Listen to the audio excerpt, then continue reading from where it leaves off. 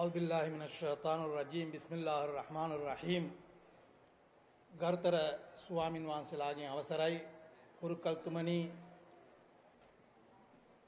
ක්‍රිස්තියානි පියතුමනි මෞලවිතුමනි මෙම වේදිකාවේ අසුන්ගෙන සිටින ජාතික ජන බලවේගයේ ලේකම්තුමනි අනුරාධපුර දිස්ත්‍රික් සංවිධායක වසන්ත සහෝදරයා එතුළු සියලු දෙනාගේම අවසරයි දෙමව්පියනි ඔබතුමන්ලාගෙන් අවසරයි මේ ජන ගංගාව බලනකොට ලංකා දේශපාලන ඉතිහාසයේ මෙතකල් ජනතාව රවට්ටපු ජාතික ජන බලවේගයේ නායකතුමන් හැර අනිත් සියලු දෙනාටම දැන් මරගාතේ දොඩවන්න පටන් අරගෙන කියලා මම මේ වේදිකාවේ කියන්නම්. ඒ දොඩවීමෙන් ඉවර වෙලා නැහැ. මුස්ලිම් නායකයන්ට දැන් මරගාතේ දොඩවන්න වෙලා. එනම් තමන්ගේ දේශපාලන ව්‍යාපාරය 21 වෙනිදායින් පසු නතර වෙනවා කියන එක තමයි මෙතනින් අදහස් වෙන්නේ. එනම් 22 වෙනිදා මේ ලංකාවේ අලුත් යුගයක් ජාතික ජන බලවේගය සනිටුවන් කරන බව මේ වේදිකාවේ මම பிரகாஷ කර සිටිනවා. அன்பார்ந்த தமிழ் பேசும் உறவுகளே, இஸ்லாமியர்களே, தமிழ் இந்து மக்களே, இந்த நாட்டிலே இதுவரை முஸ்லிம் கட்சிகளின் தலைவர்கள் மக்களை ஏமாற்றிக் கொண்டிருந்தார்கள். எவ்வாறு ஏமாற்றிக் கொண்டிருந்தார்கள் என்று சொன்னால், அரசியல் கால அதாவது தேர்தல் காலங்களிலே ஒவ்வொரு தலைவரையும் விமர்சித்துக் கொண்டிருந்தவர்கள் இன்று ஸ்ரீலங்கா முஸ்லிம் காங்கிரஸ், தேசிய மக்கள் காங்கிரஸ், தேசிய காங்கிரஸ் என்றெல்லாம் கட்சிகளின் பெயர்களை வைத்துக் கொண்டு அவை மக்களை ஏமாற்றிக் கொண்டிருந்தார்கள்.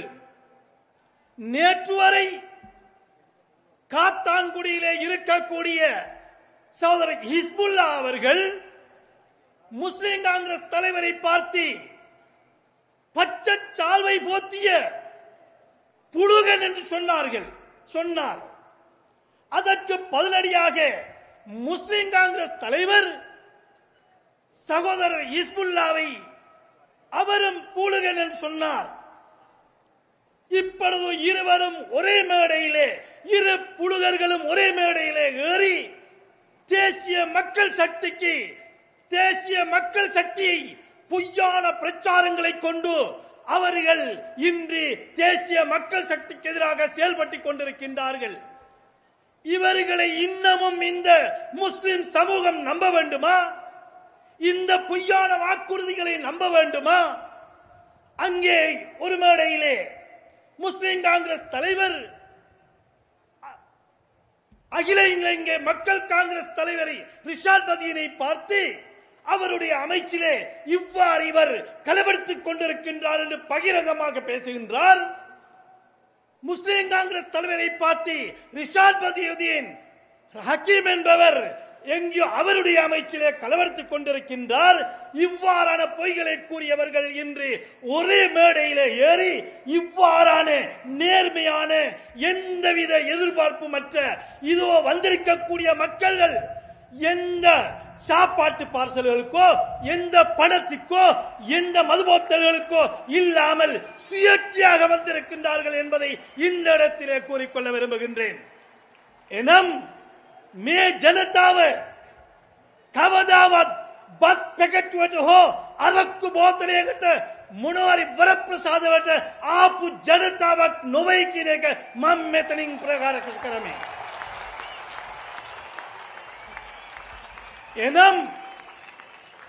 එනම් අපේ මුස්ලිම් කොංග්‍රස් නායකතුමා වේදිකාවක කතා කරා.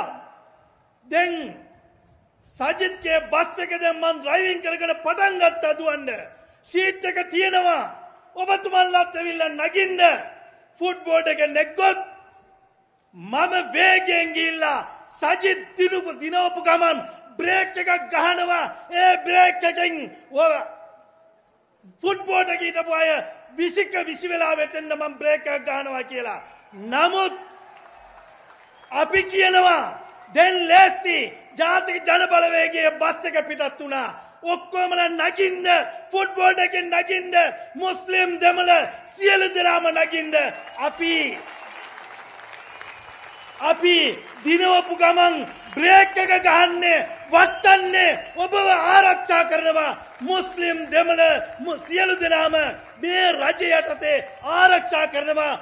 මුස්ලිම් අයට ව්‍යාපාරිකයන්ට කිසිදු හානියක් වෙන්නේ කියන එක මම මෙතනින් මතක් කරමින් තව එක වචනයක් කියලා නියඳ වෙනවා. එනම් දැන් මඩ பிரச்சாரක லிபி திரவிய பள்ளி வலிம் பெதினவா முஸ்லிம் பள்ளிகளிலே பொய் பிரச்சாரங்களை தேசிய மக்கள் சக்தியை பற்றி கூறிக்கொண்டிருக்கின்றார்கள். யார் இந்த 22ஆம் தேதி தங்களுடைய பலம் தங்களுடைய சுபோகங்கள் இல்லாமல் போகும் என்ற தலைவர்கள் தான் இவைகளை விநியோகித்துக் கொண்டிருக்கிறார்கள். இவைகளை நம்ப வேண்டாம், பொய் பிரச்சாரங்களை நம்ப வேண்டாம். நேர்மையான ஆட்சி வரப்போகின்றது. இந்த நேர்மையான ஆட்சியிலே எல்லோருக்கும் சுபிட்சமும் நல்ல நாட்டுக்கான நல்ல திட்டங்களும் இருக்கின்றது என்பதை கூறி 22ஆம் தேதி தேசிய மக்கள் சக்தியின் அனுரகுமார திசாநாயக்க அவர்களுக்கும் அதாவது திசை காட்டிக்கும் வாக்களிக்குமாறு கேட்டு விடைபெறுகிறேன். அஸ்ஸலாமு அலைக்கும். கோமை ஸ்துதி.